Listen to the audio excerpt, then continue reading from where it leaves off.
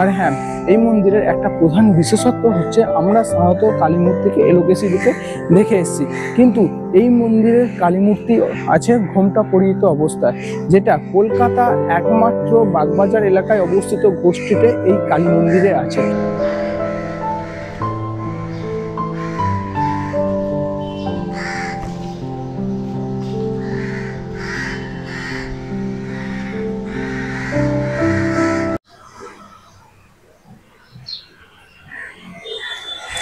তো নমস্কার বন্ধুরা, তোমরা সবাই কেমন আছো? আশা করছি তোমরা সবাই ভালো আছো, সুস্থ আছো। কলকাতা থেকে তোমাদের বন্ধু আমি সৌরভ, আবার একটা নতুন ভিডিওতে তোমাদের সবাইকে স্বাগত।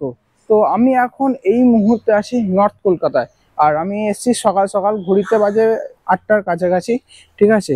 তো কলকাতার এই বড় বড় অট্টালিকার মাঝে অনেক পুরানো মন্দির লুকিয়ে আছে এবং অনেক রত্ন লুকিয়ে আছে, যেগুলোর বয়স প্রায় 200 বছর বা তারও পুরনো।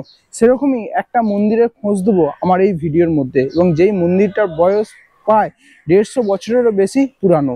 হ্যাঁ, তোমরা থাম্বনেল থেকে তো নিশ্চয়ই বুঝতে পারছো আমি কোন মন্দিরের কথা বলছি। হ্যাঁ, আমি বলছি কলকাতার নর্থ কলকাতায় অবস্থিত ঘোমটা কালীবাড়ির মন্দির।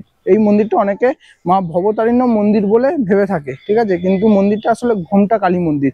এই মন্দিরটার এরকম নাম কেন, মন্দিরটা কখন খোলা থাকে, তোমরা কিভাবে আসবে, কখন আসবে, সবকিছু ডিটেলস দেওয়া থাকবে এই ভিডিওর মধ্যে। তাই ভিডিওটা স্কিপ না করে পুরোটা দেখো। আর হ্যাঁ, যারা নিউ ভিউয়ার্স আছো, যারা আমায় দেখছো, চ্যানেলটা অবশ্যই সাবস্ক্রাইব করে আমাকে আশীর্বাদ করো। ভিডিওটা ভালো লাগলে লাইক করে দিও, কমেন্ট করে দিও, আর চ্যানেলটা বন্ধুদের আর শেয়ার করে দিও, ঠিক আছে। চলো শুরু করছি আজকের ভিডিও। এই যে দেখতে পাচ্ছ মন্দিরটা, তোমরা কি দেখতে পাচ্ছ? আশা করছি বুঝতে পারছো। এই হচ্ছে মন্দিরটা, ঠিক আছে।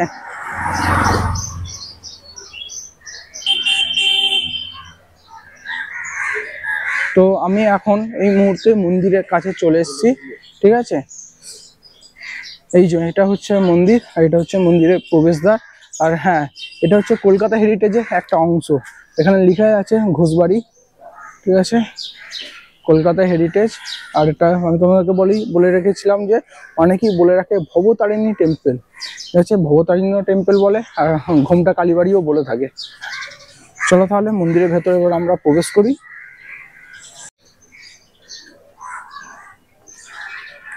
তো আমি এখন ঠিক মন্দিরের সামনে আছি। আর তোমাদেরকে এবার বলে রাখি, তোমরা এই মন্দিরে সহজভাবে কি করে আসবে। সব থেকে ভালো উপায় হচ্ছে মেট্রোর মাধ্যমে আসা। মেট্রোয় করে চলে আসবে শ্যামবাজার মেট্রো স্টেশন, সেখান থেকে 3 নম্বর গেট দিয়ে পড়বে, সামনে পড়বে মণিচন্দ্র কলেজ, বা ওর যে স্ট্রিটটা হচ্ছে সেটা হচ্ছে রামকান্ত বোস স্ট্রিট। সেই স্ট্রিটের অপোজিটে, রাস্তা ঠিক অপোজিটে শ্যামবাজার স্ট্রিট পড়ে, ঠিক আছে। সেই শ্যামবাজার স্ট্রিট ধরে একটুখানি এগিয়ে এলেই পড়বে শ্যামপুকুর থানা। শ্যামপুকুর থানার ঠিক পেছনের দিকে এই মন্দিরটা অবস্থিত, এবং এটা বলরাম ঘোষ স্ট্রিটও বলে। বলরাম ঘোষ স্ট্রিটের ওপর এই মন্দিরটা আছে, ঠিক আছে। তোমরা দেখতে পাচ্ছ আমি ভিডিও করছি রাস্তার উপর দাঁড়িয়ে, একদম রাস্তার ওপরই। তোমরা আসবে এই সোজা রাস্তাটা ধরে, এটা হচ্ছে থানা, আর থানার ঠিক পেছন দিকে। আর মন্দিরটা কিন্তু নবরত্ন বিশিষ্ট মন্দির। নবরত্ন মানে রত্ন, রত্ন কথার অর্থ হচ্ছে চূড়া, 9টা চূড়া আছে, ঠিক আছে। চলো এবার আমি ভেতরে ঢুকে আমি দেখাই মন্দিরের ভেতরে কি কি আছে।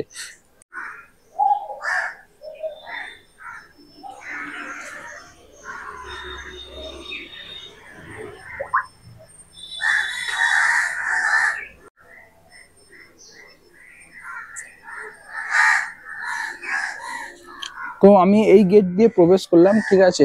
এই গেট দিয়ে প্রবেশ করে তোমরা একটুখানি এগিয়ে গিয়ে দেখবে এখানে একটা লোহার গেট আছে। তো এই গেট দিয়ে আমি ভেতরে প্রবেশ করবো। আর তার আগে এই মন্দিরটাকে প্রতিষ্ঠা করেন সেই সম্পর্কে এখানে কিছু জিনিস লেখা আছে, ঠিক আছে। চলো এবার মন্দিরের ভেতরে প্রবেশ করি। বলরাম ঘোষ স্ট্রিটে অবস্থিত এই ঘোমটা কালী মন্দির হচ্ছে একটি প্রাচীন ও বিশেষ মন্দির। সাধারণত আমরা কালী মূর্তিকে এলোকেশী রূপে দেখে থাকি এবং এলোকেশী রূপেই পূজা হয়ে থাকে, কিন্তু এই মন্দিরের যে মূর্তি আছে, কালী মূর্তিটা আছে, সেটা হচ্ছে ঘোমটা পরিহিত, যা এই মন্দিরের বিশেষত্ব। তোমরা শুধু দেখো, এই মন্দিরটা দেখি এমনি বোঝা যাচ্ছে এটা বহু বছরের পুরানো মন্দির, এবং এই মন্দিরের ভেতরে যে আবহাওয়া, প্রচুর গাছপালা আছে, ঠিক আছে। এই মন্দিরে প্রচুর গাছপালা আছে। এটা হচ্ছে মূল মন্দির। মূল মন্দিরের দুপাশে দুটো আটচালা শিব মন্দির আছে এবং সামনে বিশাল বড় একটা নাট মন্দির আছে, ঠিক আছে। নাট মন্দিরটা পুরনো আমলে যেরকম নাট মন্দির হয়ে থাকে, কিন্তু সেই রকম নাট মন্দির। চলো এবার আমি মন্দিরের উপর উঠবো এবং মাকে তোমাদেরকে দেখাবো। তো চলো এবার আমরা মাকে দর্শন করি।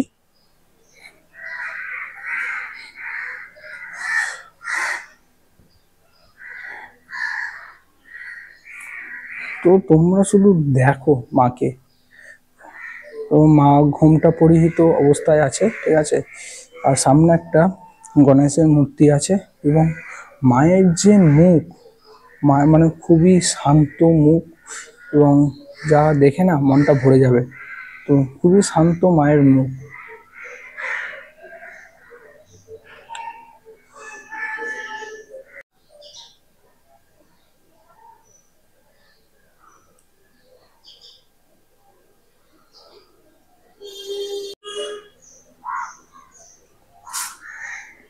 তো এই মন্দির স্থাপনের ইতিহাসে কিছুটা আমি তোমাদেরকে জানিয়ে রাখি।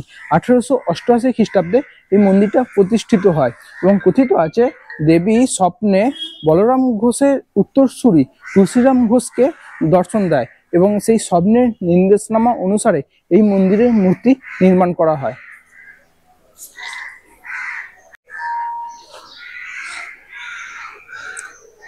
ও মন্দিরের সামনে কিন্তু 3টে খিলান বিশিষ্ট গেট আছে, ঠিক আছে। আর হ্যাঁ, কলকাতার আশেপাশে ঘোরার জন্য তোমরা যদি কোথাও প্ল্যান করে থাকো বা তোমরা এই নর্থ কলকাতা বাগবাজার এলাকায় ঘুরতে এসছো, তো আমি তোমাদেরকে অবশ্যই বলবো এই ঘোমটা কালী মন্দিরে অন্তত ঘুরে যেও। এই ঘোমটা কালী মন্দিরের পরিবেশ, এই মানে মন্দিরের আশপাশে এত গাছপালা আছে এবং এই মন্দিরের ভেতরের পরিবেশ এতটাই শান্ত, স্নিগ্ধ, অপূর্ব পরিবেশ যে এক চান্সে তোমরা যখন মন্দিরের দর্শন করতে আসবে তোমাদের পছন্দ হয়ে যাবে, তোমাদের কিন্তু মনে লেগে যাবে, ঠিক আছে। একবার নয়, বারবার এই মন্দিরে কিন্তু তোমাদের আসতে ইচ্ছা করবে। আর হ্যাঁ, এই মন্দিরের একটা প্রধান বিশেষত্ব হচ্ছে আমরা সাধারণত কালী মূর্তিকে এলোকেশি দিতে দেখে এসেছি, কিন্তু এই মন্দিরের কালী মূর্তি আছে ঘোমটা পরিহিত অবস্থায়, যেটা কলকাতা একমাত্র বাগবাজার এলাকায় অবস্থিত ঘোষ স্ট্রিটে এই কালী মন্দিরে আছে।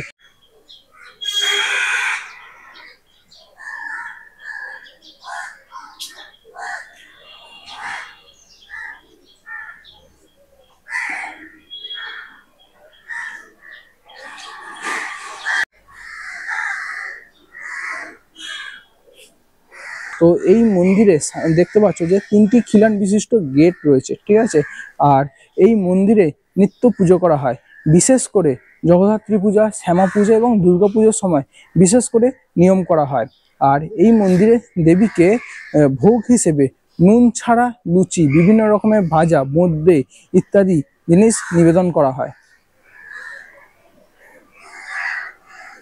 আর এই মন্দিরের পাশে 2টি আটচালা বিশিষ্ট শিব মন্দির রয়েছে, যেখানে হরেশ্বর ও হরপ্রসন্নকামী কোষ্ঠী পাথরের শিবলিঙ্গ রয়েছে।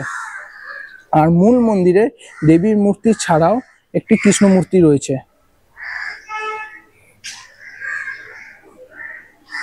ঠিক আছে, চলো এবার আমি মন্দিরের উপর উঠে আমি মহাদেবকে দর্শন করাবো তোমাদের।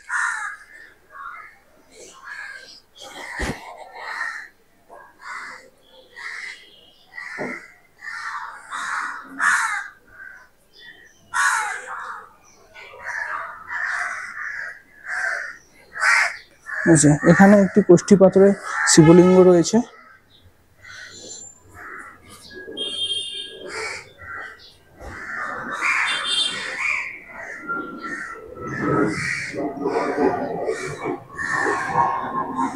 আর এই মূল মন্দিরের সামনে কিন্তু এরকম একটা নাট মন্দির রয়েছে, আর মন্দিরের ঠিক আরেকটা সাইডে কোষ্ঠী পাথরের শিবলিঙ্গ রয়েছে। আর হ্যাঁ, এটাও বলে রাখি, এই মন্দিরে কিন্তু প্রত্যেক মাসে অমাবস্যার সময় বিশেষ করে হোমযজ্ঞ করে অনুশীলন করা হয়।